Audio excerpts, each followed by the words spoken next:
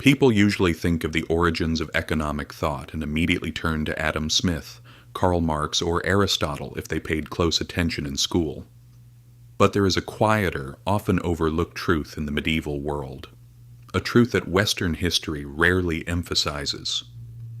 Nearly 1,000 years ago, in a time when capitalism and central banks did not yet exist, a Muslim scholar made a warning that still echoes in every financial crisis today. He said that when money loses its moral compass, societies begin to rot from within. And looking at the world we live in today, it is not hard to see that he may have understood us better than we think.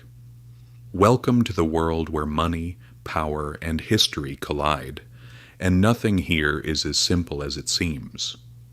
To understand one of the most influential thinkers of the Islamic Golden Age, Al-Ghazali, you need to imagine a world that feels both familiar and distant. The year is around 1100 AD. Europe is fragmented and poor, still trying to recover from the ruins of the early Middle Ages. Meanwhile, the Islamic world stretches from Al-Andalus in Spain to Persia and beyond. The cities are rich, crowded, and highly developed. Baghdad, Damascus, Cairo. These are the financial and intellectual power centers of the time. Trade routes are alive with caravans carrying silk, spices, textiles, and silver. Scholars debate philosophy, law, astronomy, and medicine. Markets are busy, empires are wealthy, and this wealth is transforming society faster than anyone can fully understand.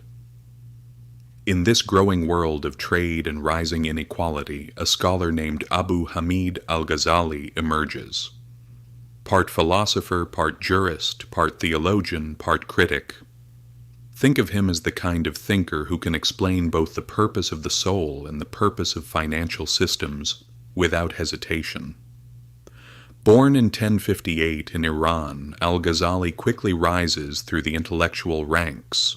By his mid-30s, he holds one of the most prestigious teaching positions in the Islamic world. But what makes him unique is not his status. It is his willingness to challenge the status quo. He sees a world where wealth is rapidly increasing and markets are expanding, yet something feels wrong. A society obsessed with money but drifting away from meaning. An economy that looks strong on the surface but is slowly decaying from within. You do not need to try hard to see the modern parallel. Al-Ghazali begins asking a question few dare to ask. What happens when a civilization becomes rich faster than it becomes wise? To answer this, he turns his attention to the concept of money itself. This is where most Western audiences are surprised. Al-Ghazali was not just a religious thinker. He was one of the earliest philosophers to analyze money in moral and systemic terms. While Aristotle viewed money as a practical invention, and modern economists analyze it mathematically, Al-Ghazali studied its psychological and social impact. He examined how money shapes behavior, incentives, trust, and ultimately the fate of societies. For him, money was neither sacred nor a status symbol meant to be hoarded. It was simply a tool, a means of exchange. He compared money to a mirror. A mirror has no value on its own. Its worth comes from what it reflects. Money is the same. Its power does not come from gold or silver itself, but from what people are able to trade with it. Many ideas that modern economics presents as new were already being thought about in this way during his time. One of Al-Ghazali's key insights was this: money that is hoarded and does not circulate is dead money. Wealth stored in chests, buried or left unused, is not just useless, it is harmful to society. Because when money does not circulate, the economy becomes blocked. It does not reach workers, it does not support trade, and it does not sustain families. It slowly suffocates economic life. He described this as the bloodstream of society freezing, a metaphor that still feels powerful today. But he was not simply criticizing greed. He was making a systemic argument. When the wealthy hoard money, they create scarcity not because resources are lacking, but because circulation is blocked. Prices become distorted, markets break down, and people suffer. Another major idea of his was that speculation destroys trust. He had no patience for merchants who manipulated prices, created artificial shortages, or profited from crises. For him, this was not clever business, but moral corruption. Whoever profits from the suffering of others profits from corruption, he wrote, and corruption, in his view, spreads like a disease. Once it spreads, it affects markets, institutions, and eventually the entire society.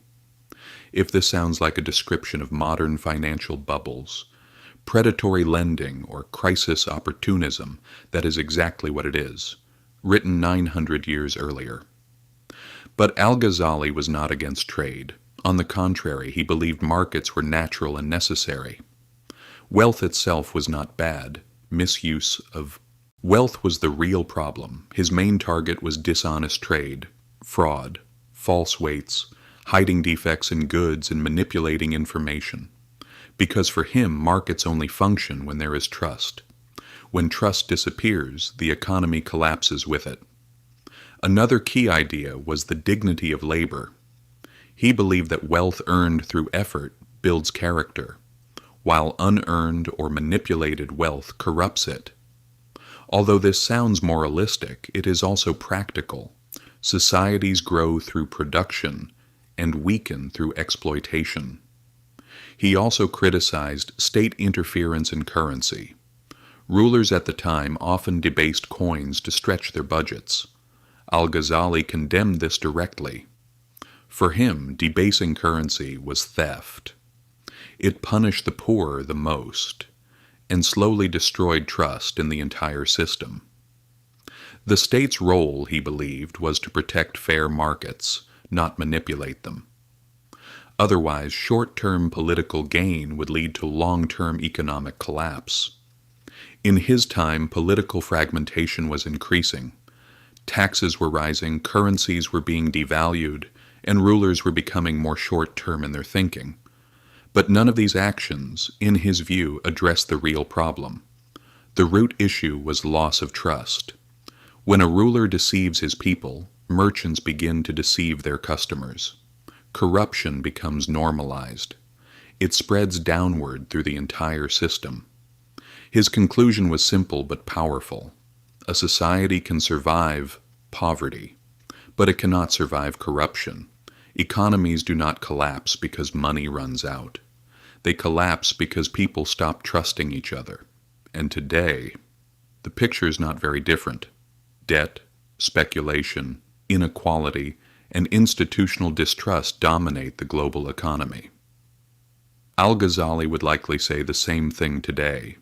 Without justice, prosperity cannot last. Money is not just a system. It is a system of trust. And when that trust breaks, even the strongest economies become fragile. That is why his ideas still matter today. Because while technology changes, human nature does not. And if this text gave you a new perspective, consider subscribing.